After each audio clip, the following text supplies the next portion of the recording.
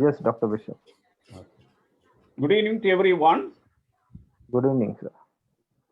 If we have to appreciate the work of Sree Narayana Guru, we need to understand the condition of Trivandrum state. People belonging to certain castes cannot cover their chest, both male and female. That was a condition. They cannot wear chappals. They can't wear dress covering the parts below the knee. They can't ride a bullock cart. To give how the caste distinction was prevailing in Trivandrum, let me give you an overview. A Nair caste man can approach a Nambudiri Brahmin but cannot touch him. A Yidava must remain 36 paces away from a Brahmin. A Pulayan has to stand 96 steps away from a Brahmin. Similarly, a Yidava must remain 12 steps away from a Nair. Pulayan 66 steps away from a Nair, and Parayan has to stand little more further. So this was the condition by which they have made the gradation where a particular person will stand when interacting with others. And the worst thing among all was women who belonged to the so-called lower caste had to pay a special tax depending upon the size of the breast. Those who had bigger breasts had to pay more tax than those who had smaller breasts. There was one occasion, one woman, as an act of protest, cut her breast and gave the severed breast to the tax collector who had come to her house to collect the breast tax. The London Missionary Society objected to this tax, and with the help of the British government in India, they put pressure on the Maharaja of Trivandrum to end this breast tax collection from the socially marginalized community. And today is August 28th, and it is an important day in the annals of South India. It marks the birth of three great people. One is Dr. Robert Caldwell, who was the Vice Chancellor of Madras University, and today is his 206th birth anniversary. Second is Sree Narayana Guru, today is his 175th birth anniversary. And third is Mahatma Ayan Kali, today is his 147th birth anniversary. Now, let me give a little briefing about this. Thereby, you will be able to understand and appreciate what Advocate Matthew is going to talk about. Dr. Caldwell unfolded the truth about the Indian languages.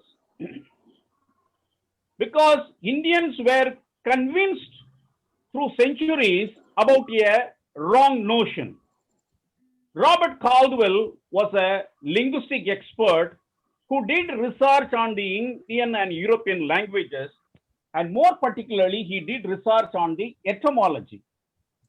Etymology is a study where you study the words and the formation of words. He proved to the world that Sanskrit is not a native language of India, but belongs to the Indo-European group of language. He proved that Sanskrit is more closer to Germanic languages than any other Indian languages. According to him, Dalits are the natives of this land, and with the influence of Sanskrit, they have lost their original native languages. One such example are the Archer community called Bills. Now coming to Mahatma Ayan Kali, in fact, he was claiming public space for his community people. he belonged to the Pulayan community. In 1893, he dressed like a Nair to provoke in clothing traditionally associated with the Nairs. Because, as I said, you cannot cover any clothing below your knee.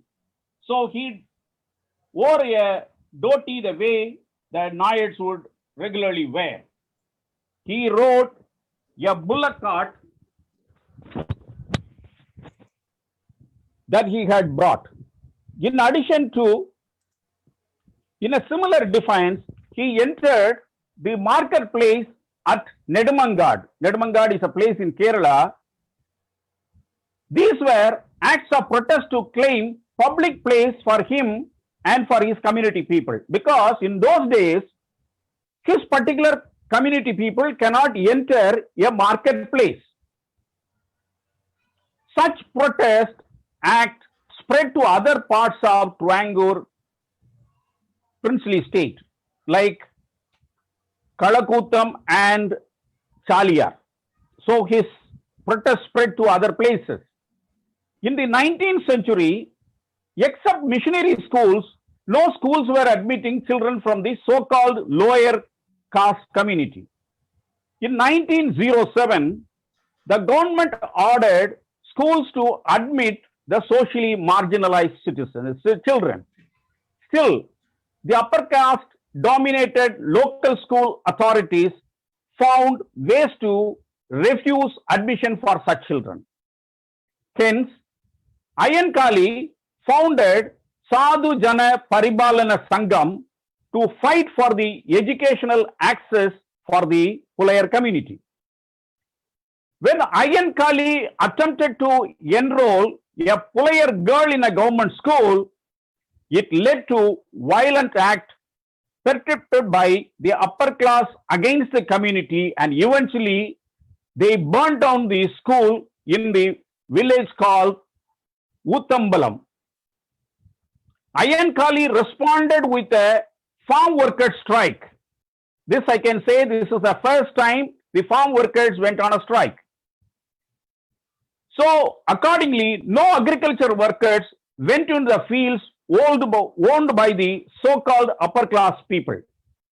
The social action continued till the government acceded to the complete removal of restriction on education. That means both boys and girls were admitted in schools, particularly people who are belonging to the so-called lower class. As today is slated for Sri Narayana Guru, let me give you my briefing about him. Me being a bishop, what impressed me most about Sri Narayana Guru was, for Narayana Guru, the God was truth, ethics, compassion, and love. This is what, according to Narayana Guru, God is. So what he will do, he will use any piece, whether it is naturally made or man-made, and write truth, ethics, compassion, and love, and consecrate it as God. In addition, he is a little, revolutionary in his thinking. He simplified the religious philosophy as well. Adi Shankara, Aurobindo, and Swami Vivekananda wrote lengthy passages to drive home the concept of the indwelling God in each human being, which they called Aham Brahmasi. And Sri Narayana Guru made this concept very simple by consecrating a mirror. That is, what you see in the mirror is your face. So that means you are God. He made it very simple. And he wanted their place of worship to be a miniature version of Kingdom of God. Hence, he made it very simple by putting a plaque in every temple he constructed, which says, dividing walls of caste or hatred of rival faith. We all live here in brotherhood. So this is the plaque he made, and those who agree to this, they will enter into the temple. So now let me not stand between you and the speaker of this event, Advocate Matthew Anthony, who would explain about the social reforms carried out by Sree Narayana Guru. Thank you very much for the opportunity.